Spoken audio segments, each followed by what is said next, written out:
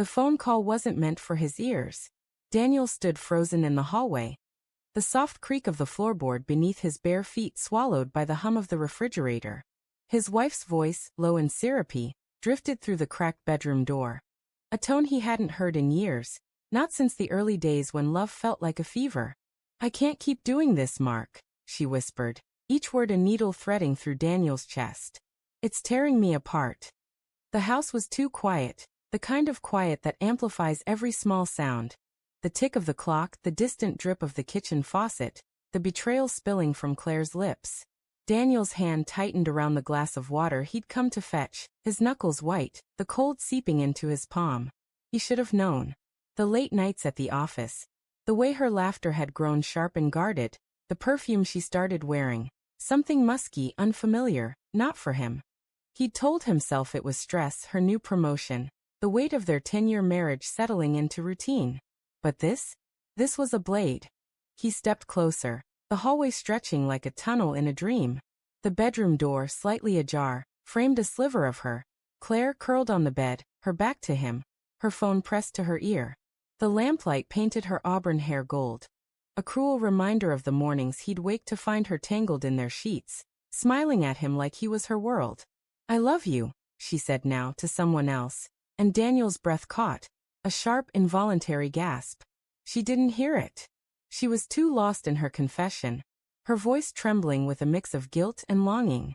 "But Daniel, he's not the problem. It's me. I'm the one who's broken." Broken. The word ricocheted in his skull. Was that her excuse? He wanted to barge in, to demand answers, to scream until the walls shook. But his feet wouldn't move.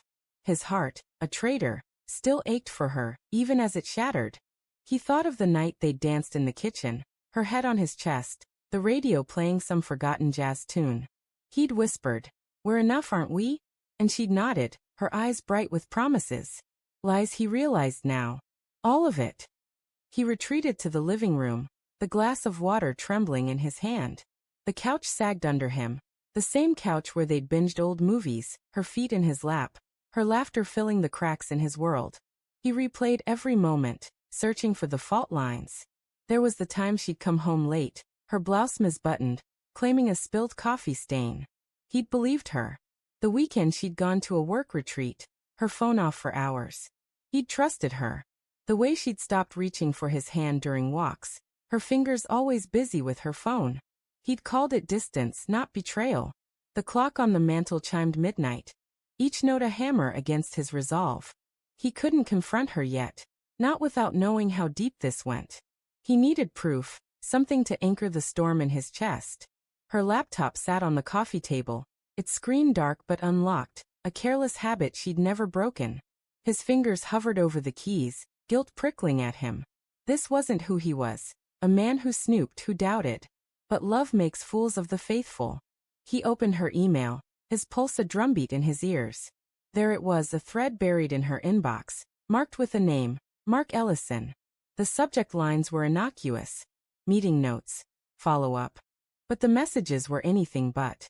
"I miss you already," one read, timestamped 2 weeks ago, after a night she'd claimed to be working late. Another.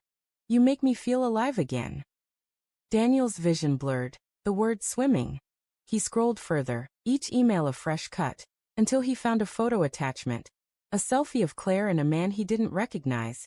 Their faces pressed close, her smile radiant in a way it hadn't been for him in years. The room spun. He clutched the laptop, his breath ragged. Who was she, this woman he'd vowed to love forever? The Claire he knew baked lopsided cakes for his birthday, cried at sappy commercials, held his hand through his father's funeral. This Claire, this stranger, had carved out a secret life, one where he was the obstacle, not the partner. He closed the laptop, his hands shaking. The house felt smaller, the walls closing in, the air thick with her deceit. He could confront her now, wake her with the evidence burning in his chest. But what then? Screaming matches? Tears? Excuses he didn't want to hear? No. He needed to think, to plan. This wasn't just about her betrayal. It was about what came next, what he'd do with the wreckage of their life. The next morning, Claire moved through the kitchen like nothing had changed, humming as she brewed coffee. "Morning, love," she said, her voice light, practiced. She kissed his cheek, her lips cool.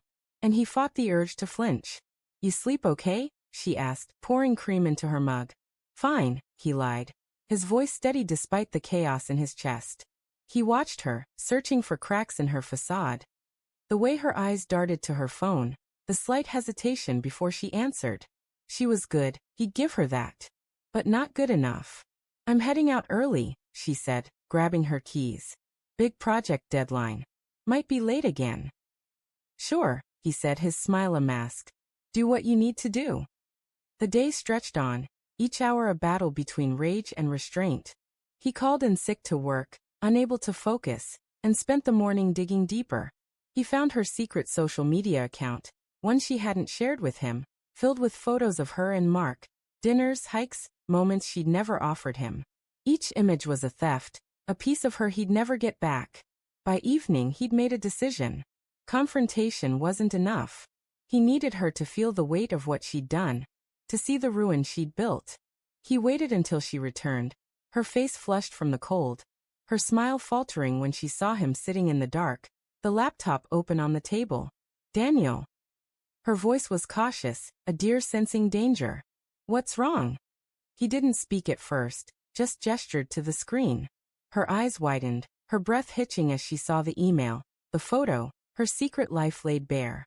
It's not what you think, she started, but the words crumbled under his stare. Don't, he said, his voice low, dangerous. Don't lie to me anymore. She sank into a chair, tears welling, but he felt no pity. I didn't mean for it to happen, she said, her voice breaking.